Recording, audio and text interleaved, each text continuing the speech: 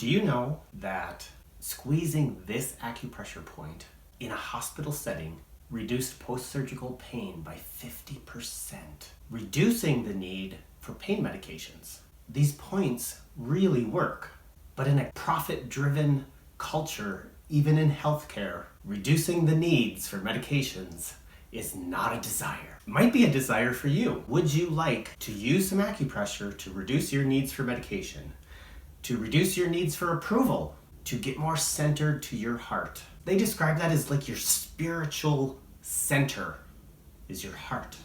So it's kind of like what really matters the most to you is getting reconnected to that heart center. And one of the worst things that pulls us away from heart center is called approval.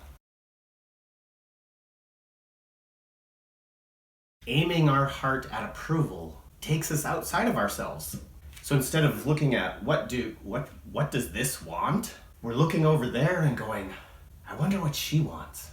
I wonder what would make him happy. I wonder what would gain approval, attention, popularity. And what I guarantee you will gain approval and popularity is living heart-centered and being brave to share your heart. I know it's hard in this culture. Just doing acupressure a lot of times is made fun of, even though it has a 3,000-year history. And it has studies like the one I mentioned earlier showing that it is effective. But our culture doesn't really want that kind of effectiveness to reduce pain without medications. So let me take you through a very short acupressure protocol, releasing technique to let go of wanting approval or aiming our heart at that outcome. What that changes is what we do, the actions we take, the choices we make. And it comes from our original wounding, which is the first time where our innocent heart exploration was punished. Maybe you explored somewhere you weren't supposed to, or you lost your temper trying to get what you wanted, or you just took something that you really, really wanted and it was punished. Sometimes that's just some form of disapproval, some form of bad or wrong. Sometimes woundedness. What a heavy thing to put on a child. You hurt me with your choices. And sometimes it's actual physical punishment, and it began our questioning of what is truly important in this world. Now at the end, I'll give you a strategy for how to hold boundaries with children without punishment while nurturing their heart desire. So we're actually protecting that desire that they have inside them that for kids is sometimes very strong. And maybe it would be that way for adults too if we didn't punish it out of us. So are you ready to just let it go and get focused on your heart desire, your passion in life, what really matters to you? So the first point is small intestine 3, and it is a connector to governing vessel to get your whole central nervous system focused on here's what we want to let go of, or heal, or resolve, or nurture, or care for. And just for efficiency, we can put those 2 points together and tap like this. And we can state our need. Even though I was punished for following my heart, I deeply and completely love and accept myself. And then we go through the face points. That I have listed on my website to improve any pain in your body. For this, we're focusing on emotional pain and trauma. So the first one is eyebrows. And this one is about feeling confused and muddled.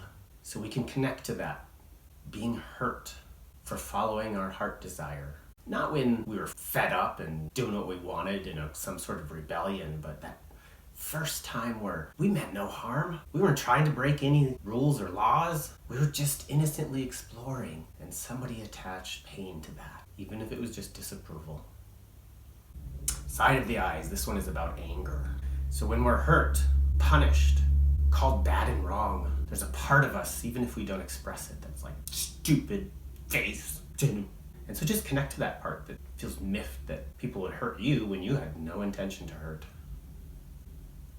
And then under the eyes is feeling small, unimportant, insignificant, feeling sorry for ourselves. And when we're punished, we don't feel very important. We're called bad and wrong. We don't feel small, we feel negative. Side of the nose, and this is feeling stuck and sadness, grieving the loss. And on some levels, it's grieving the loss of someone's approval. And maybe on some level, it's mourning the loss of our own significance, where we thought everything we did was perfect. All we needed to do was follow our heart. Now, we're not so sure. Inside the eyes, this is about fear and paralysis. Fear to move forward. Water is motion. We were basically stopped in our tracks. We were moving, we were exploring, we were doing what our heart desired, and it was stopped with some form of punishment. In front of the ears, this one is about, they call it frightfully overjoyed, and it's the energy of everything's going kind of smooth and you're even smiling a little bit and feeling good a little bit, but there's something in the back. Oh, I can never really relax because it's just a matter of time before I say or do something wrong. So just connect to that feeling. That happens more when we're punished with repetition. And just look in life. Where am I waiting for that hammer to fall? Where am I waiting to be punished again? This process is about moving them through our bodies so that we aren't held back by them anymore. So we're not paralyzed. We're not adding paralysis. Where there's paralysis or fear, it moves it through our body and gets us more heart-centered. 3 more points we're going to do here. This is the pull yourself together point. And so we may think of new rules. Rule I told my children was, if the person in front of you, including me, is upset, they don't know how to get what they want. It kind of changes the dynamic, doesn't it? Like the entire feel of that exchange. If you see it that way, now your energy, instead of defensiveness, is you kind of want to help that person. Complete transformation.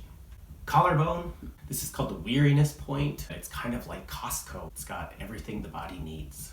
And so maybe we think about not being afraid anymore.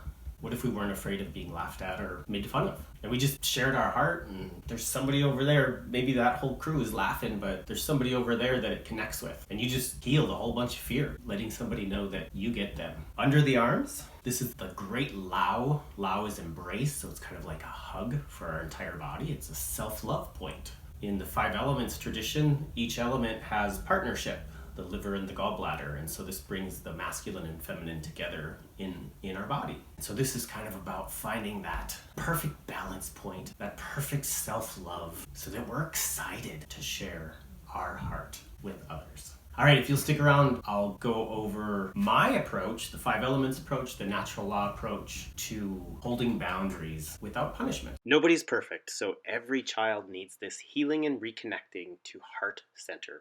But to minimize harm, to hold boundaries without punishment or disapproval, don't tell them no. Tell them how they can. There are only a few hard no's. Hurting others, breaking laws, and they do have imposed consequences, a loss of privilege. You aren't treated like you're bad, because we all lose our cool sometimes and make mistakes. But this time it hurt someone or broke a law, so you lost a privilege. My kids would usually negotiate doing an extra chore for getting back their privilege. So it kind of turned out all positive.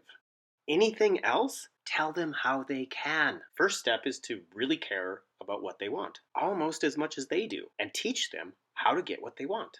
Candy? Teach them how much is 80% versus 20%, and if you eat too many of these foods, it hurts our body. So to get what you want, you have to eat a whole bunch more whole foods. Plus, treats are all carbs, so you have to go play outside too. I'll link a video in the description with a bunch of examples like that, and how to teach them how to get what they want in a positive way.